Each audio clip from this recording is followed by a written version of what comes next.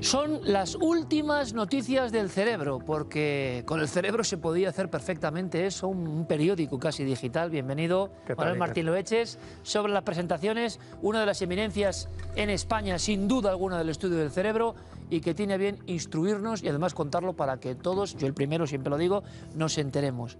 La propuesta era esta, Manuel. Pasan cosas prácticamente cada semana, alucinantes, que a veces superan cualquier ficción, hablando del puro parámetro científico del cerebro. Sí, de hecho, algunas son alucinantes, no todas.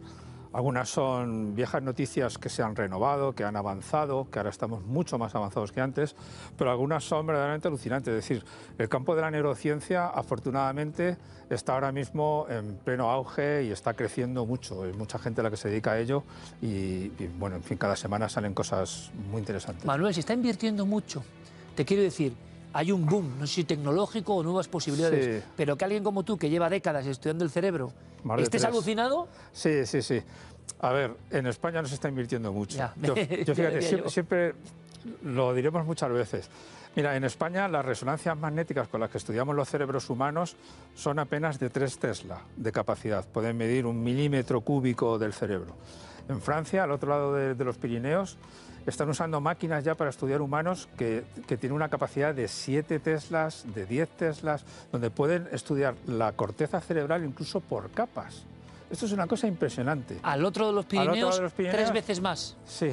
Hombre, pues está bien decirlo. Y entonces estamos llegando a un detalle ahora impresionante, pero no en España. De momento no. Ojalá algún día sea Pues me gusta otra que cosa. lo digas, porque que llegue donde tenga que llegar. Habría que invertir. Hay un titular que va a salir aquí, Manuel.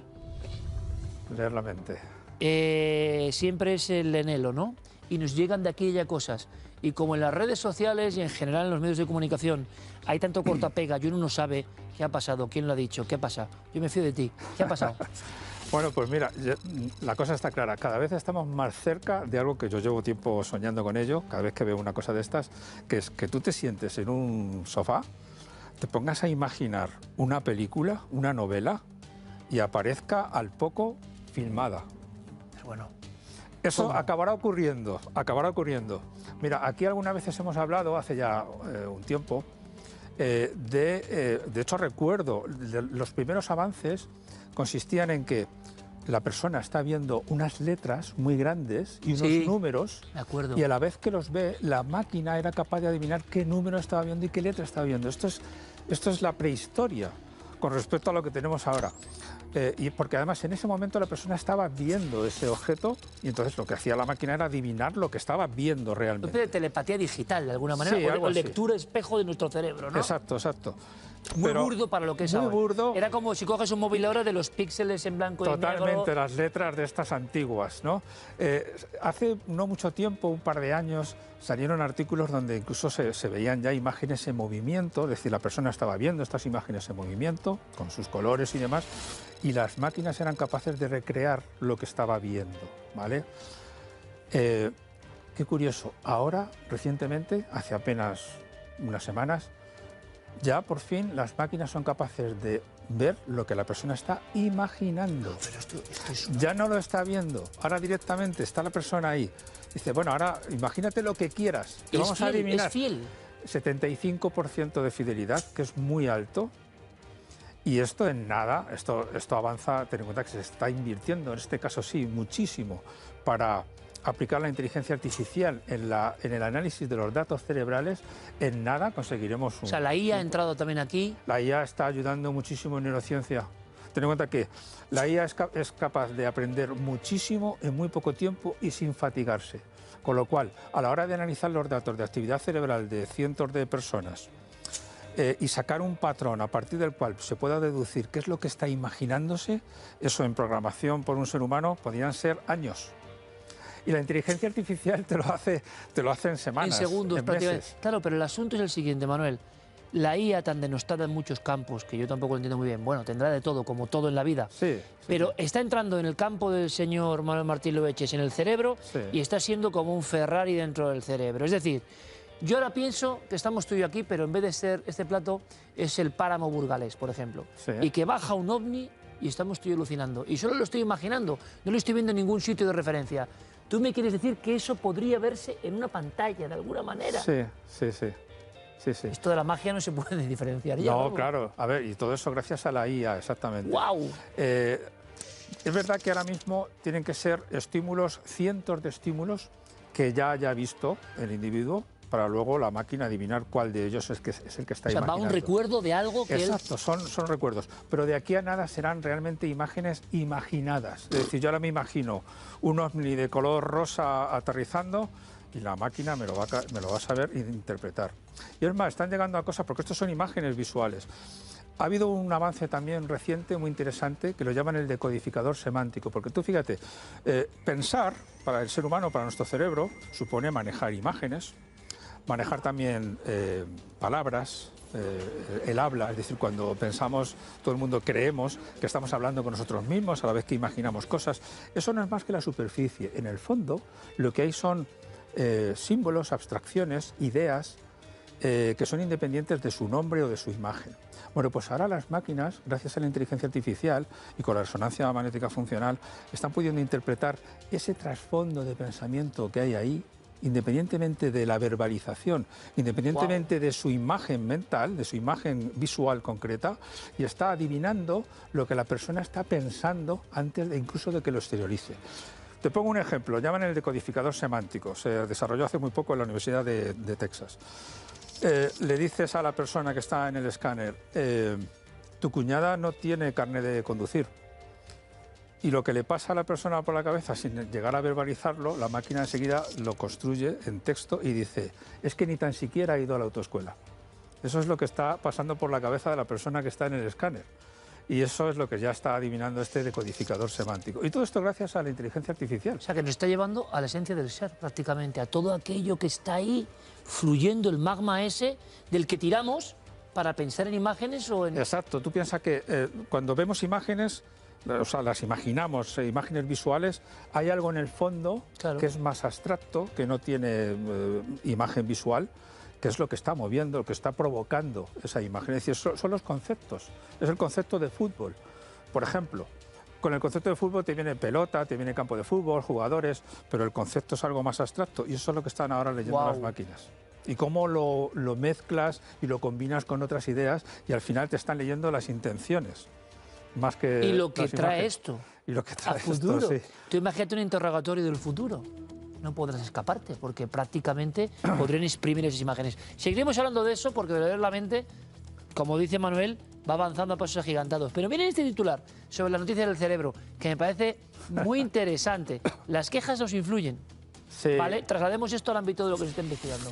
¿Qué pasa? Sí, a ver, quejarse es malo para la salud. Quejarse es malo para la salud. Malo, o sea, lo que ya sabían nuestras abuelas y decían... Sí, ¿no? sí, sí.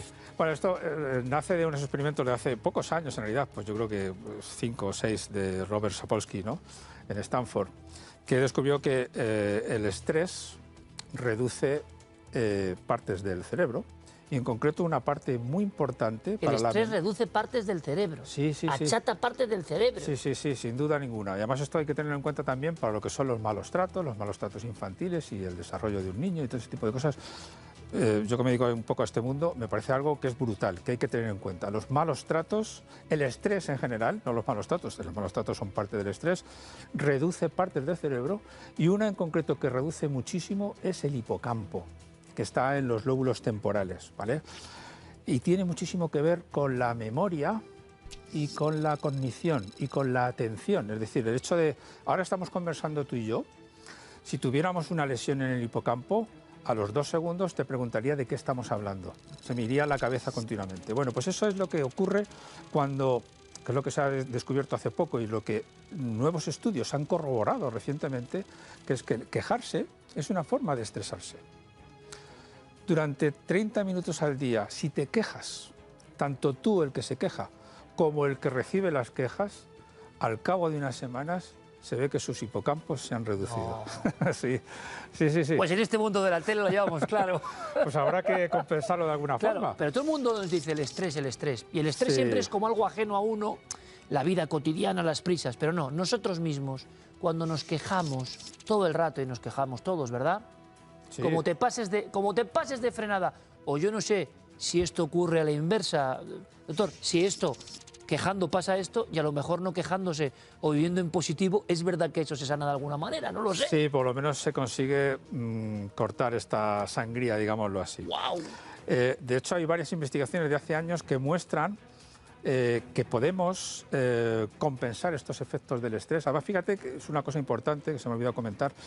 Quejarse no parece en sí una situación estresante. Es decir, no es algo muy intenso con respecto a lo que... No te pone nervioso, no te sofoca, no. Es simplemente quejarse. Algo, por cierto, muy negatividad, español. Muy español. Muy español. Negatividad. Sí. Esa negatividad reduce el hipocampo. Bueno, pues ¿cómo se puede compensar? Hay varias maneras, hay varias que se conocen de hace tiempo, ¿no? Cómo compensar los efectos del estrés.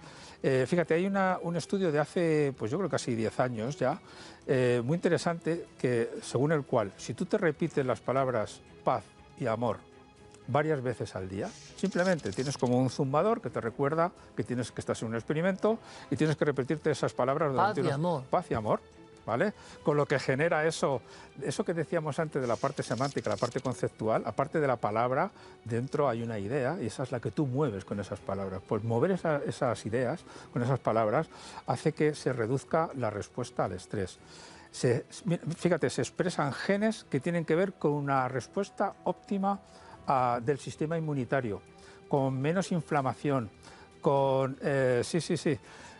con menos nivel de azúcar. Lo que nos han contado de la mente positiva, pero llevado a lo científico. Exactamente, sí, se va comprobando. Sí. O sea, como muchas cosas, Manuel, la ciencia de vanguardia, el estudio, como hace él y como, por desgracia, en otros países hacen con más medios, los que están investigando dentro del gran enigma de lo que somos, se van dando cuenta de muchas cosas que pues aparecen en los consejos, en los refranes, en la tradición, y va por ahí. Es decir, el que se queja mucho rato se está perjudicando realmente físicamente. Bueno, es que se ve. O sea, la imagen del hipocampo de una persona que se queja se ve cómo se reduce. Y ahí están nuestros recuerdos. El hipocampo es que nuestra vida pasada, las anécdotas que recordamos de toda nuestra vida, están gracias al hipocampo. Están consolidadas en la corteza, pero es el hipocampo el que las consolida. Si reducimos el hipocampo, perderemos memoria, perderemos capacidad incluso de concentración, perderemos nuestros recuerdos. Es impresionante lo que impresionante lo que estás contando en este noticiario, que me gusta mucho el formato porque es pam, pam, pam. Se está descubriendo, está pasando ahora. Fíjate, pues casi, porque yo quiero guardarme algunas en la manga, vamos con la tercera noticia de este noticiario especial. ¡Pum! Acabas de hablar de memoria, sí. De perder memoria, de todo esto que está pasando casi a nivel de epidemia, como mucha gente dice, que asombra al mundo, y quizá antes también pasaba, pero no.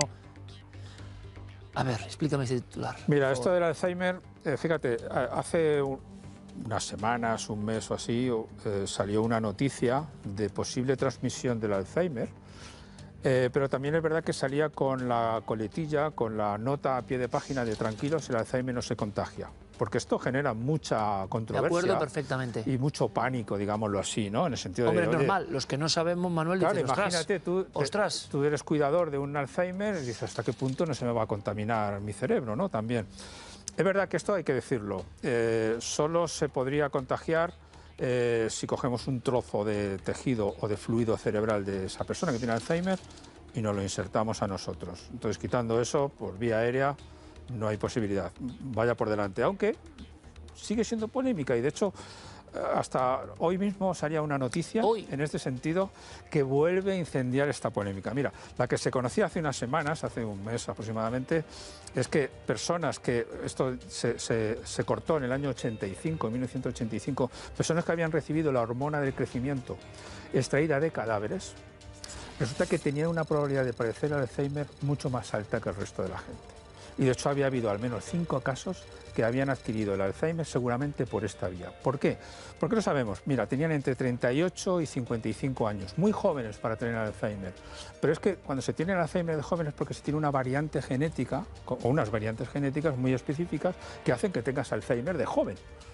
Estas personas no tenían esta variante genética y sí recibieron esta hormona del crecimiento de los cadáveres. Fíjate que se cortó en el año 65 porque se detectó que podían transmitir otra enfermedad vírica. El Alzheimer no es vírico en principio, pero una enfermedad vírica, el mal de las vacas locas, la enfermedad de Creutzfeldt-Jakob, Parece ser que había algunos casos donde se había visto este virus y que podían haber desarrollado esta enfermedad. Entonces se cortó. Ahora se hace la hormona de manera sintética. Y esto se cortó en el 85. En el 85. Y ahora descubren nuevas cosas. Y ahora descubren que ha habido casos donde a edades tempranas tenían Alzheimer. Entonces, ¿se contagia el Alzheimer? Claro, dicen, bueno, es que... Se habla de trasplante sanguíneo también en ocasiones, ¿no? Es que esta es la última noticia. Esta es la cuestión que... A ver, no hay que generar mucha polémica. No, pero bueno, mucha alarma, ¿no? Pero, ni alarmismo ni silencio. Hay que tenerlo todo en cuenta. Salía recientemente, vamos, yo lo he conocido hace unas horas, que se ha detectado la transmisión del Alzheimer entre ratones. Claro, los ratones no tienen Alzheimer, pero sí que tienen, en algunos casos muy raros, una variante genética ligada al Alzheimer humano que provoca déficits cognitivos e incluso acúmulos aberrantes de proteínas similares a los de la enfermedad de Alzheimer humana. Bien, pues han cogido la médula ósea de estos ratones, se la han trasplantado, que es algo que se hace en humanos, entre humanos, ¿no?, muy habitualmente. Se la han trasplantado a otros ratones que no tienen esta variante genética y se ha visto que han desarrollado esa especie de enfermedad de Alzheimer, ese déficit cognitivo y ese acúmulo aberrante de proteínas. Entonces han dicho, se transmite la enfermedad de Alzheimer con un trasplante de médula ósea. Y dicen, cuidado, porque entonces también puede ir en cualquier otro tejido, porque en principio la enfermedad de Alzheimer es una enfermedad del cerebro, lo que se ha trasplantado no es el cerebro, sino la médula ósea. Entonces podría ir también en un trasplante de sangre, podría ir también en trasplantes de órganos. Es decir, eso es lo que a día de hoy mismo se está diciendo. Y será polémico, se debatirá, pero está ya sobre la mesa. Claro, es que hay que tener en cuenta que son muchos los casos de Alzheimer y mucho el pánico que podría generar. Pero es lo de siempre, y menudo temazo, y deberíamos seguirlo, es lo de siempre, porque ¿cuántos intereses hay en todo? Es decir, se cortan investigaciones, lo sabemos, ¿no?, por intereses de todo tipo. Se extienden, pero no alarmen ustedes. No alarmen ustedes, pero ¿cuál es la verdad? No estamos hablando de suposiciones solo periodísticas. Hacemos un noticiario, pero con un científico de primer nivel, con un estudio sobre el cerebro de primer nivel. Y esto está en vuestro mundo, está ahora mismo en la palestra. ¿Sabremos algo? ¿Se cortará también? ¿Nos dirán la verdad? Lo importante, de luego, es que se tengan presentes estos datos. Entonces, como dicen, hay que tener, por lo tanto, mucha precaución con el material quirúrgico, con los trasplantes, quién es el donante.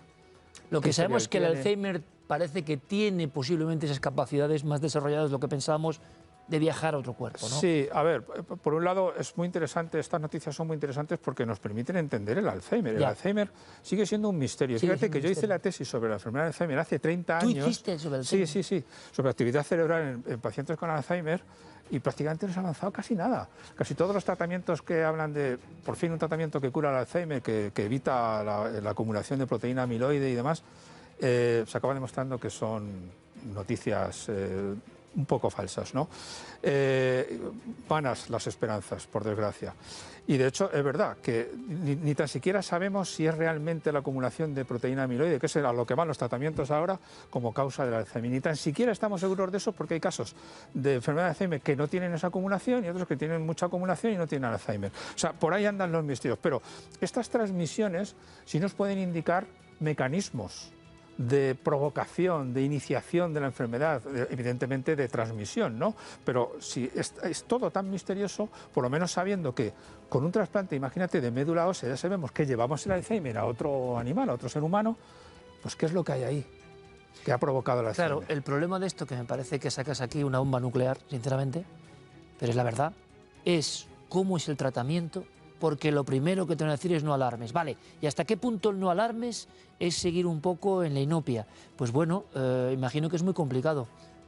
Manuel, es muy complicado. Hablas de una auténtica epidemia para el mundo, que es el Alzheimer, con casos disparados, y tienes datos, pero igual no son tan concluyentes como para decir, bueno, di esto porque se va a montar la mundial. La polémica está en el aire y, a ver, siempre pasa esto, ¿no? Existe la posibilidad de que se transmita, como te decía hace unos segundos, ¿no? Solo en el caso de que tú cojas un fluido de un ser humano y lo inyectes o lo insertes en otra persona. Solo en esos casos, evidentemente por el aire no. Pero claro, hay que tener en cuenta eso, pues una simple transfusión de sangre, ¿no? Pero hace 30 años, cuando tú hiciste la tesis, ni lo imaginabas esto, por ejemplo. No, el caso es que se hablaba ya de muchas cosas, ¿no?, de estas. Y se hablaba incluso de que podría ser un virus, de que se podía transmitir por el aire. Los mismos misterios que había entonces los hay ahora, porque ahora se van descubriendo más cosas. Oye, lo que te pido, Manuel, es que nos tengas muy atentos. ¿vale? Encantado, por y supuesto. por favor, si a ustedes les gusta, que yo creo que ha sido espectacular, Noticias del Cerebro, iremos soltando algunas, porque cada una tiene un recorrido brutal. Te lo agradezco un montón, Manuel, de verdad. Encantado, Iker, ya lo sabes. Gracias, como siempre. Me dejas un poco, porque menuda bomba soltada, bueno, hay ¿no? que seguir como estábamos, sí, pero... Sí, claro, pero está en el ámbito científico. Lo que vamos a contar aquí con Manuel cuando venga a contarnos historia del cerebro son cosas que están en el ámbito científico. Bueno, y luego igual, como pasa muchas veces, no sale, no, se descarta. Y al final uno sabe lo que le pasa, Manuel, que no sabe si cuando dicen que no era eso, dicen la verdad, o se decía al principio, estamos bueno, claro, en un mundo de desinformación tan grande que no sabes si con interés van a decir que no o que sí. Bueno, yo me fío de ti. Es que nuestra memoria es tan mala que hay veces que le dices a la gente, mira, esto que te voy a decir es falso. Y al cabo de 2 días no están seguros de si es cierto o no. O sea, que porque cuidado. estamos atravesados, que habrá que hablar de los efectos de la información o sobreinformación en el cerebro, también, que puede ser otra buena noticia. Lo iremos contando, Manuel. Gracias, compañero, como siempre. Encantado.